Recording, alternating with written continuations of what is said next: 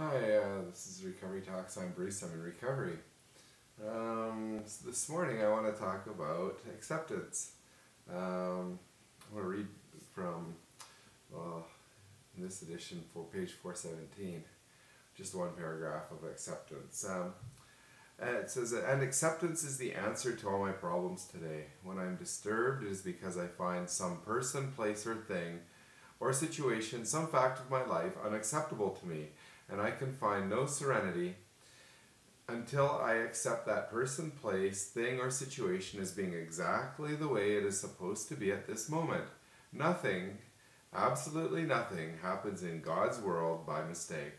And until I could accept my alcoholism, I could not stay sober. Unless I accept life completely on life's terms, I cannot be happy. I need to concentrate not so much as on what needs to be changed in the world as on what needs to be changed in me and my attitudes.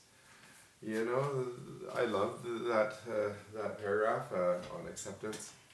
I mean, continuing on is good too, but expectations are premeditated or pre-planned resentments, right? And acceptance of the world and the world around us as being exactly the way it's supposed to be. Nothing happens in God's world by mistake. Everything that happens is exactly the way He wants it to be right at this moment. So who are we to fight against, kick against the prick, so to speak? You know, what's the point of fighting? Yesterday I watched somebody close to me getting upset because of something that happened with a purchase at a chain store and how it didn't work out for them. They got quite upset, and I thought, what's the point of letting circumstances steal our joy and affecting how it affects our personal relationships, right? Absolutely no point. I mean, there's really nothing that's that important in our lives. There are some circumstances that are pretty darn important. So, but I mean, the minor stuff, there's nothing that's really worth getting upset about, and just taking it day by day, acceptance. Stop trying to be, which I think I'll read tomorrow, pages 60 to 64. Stop trying to be God. Stop trying to be the director. And trying to arrange everything to suit us, because our codependency, even if we're benevolent directors, we're a good guy and we want what we're doing to help people, or so we think. People have free will and they want to do stuff the way they want it to be done, right? Hey, God won't even take free will from other people, so why do we want to change that? I am not going to be a good God compared to God.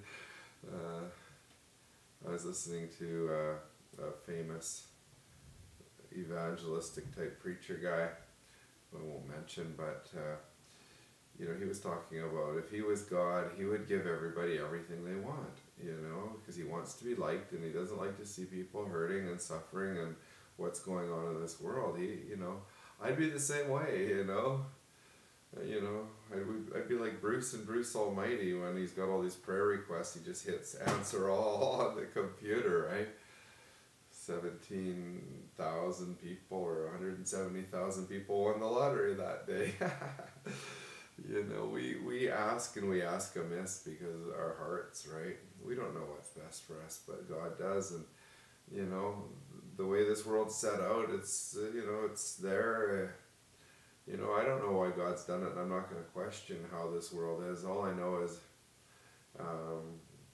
hey, it gives us a chance to prove who we are by going through hard times. If everything was good, it would be easy, right? But if this truly is a testing ground for the next life, there's got to be some tough times here to see what we're made of and see if we're going to come through it. There's got to be some temptation there for us to either deny or give into, right? And if it was so straightforward that we all chose the right path, if every other option was so terrible, it would be too easy to pick the one path that could be the right path, right, for us. So, this world's set out the way it is for a reason. It's a short life. Live it well. I mean, my belief is to help others and live according to my conscience. And for me, that is, living according to my higher power and what my higher power requires of me, and how I've worked that out, right? I've worked out my walk and my life with fear and trembling, because I'm concerned, about the next life and how I treat people in this life.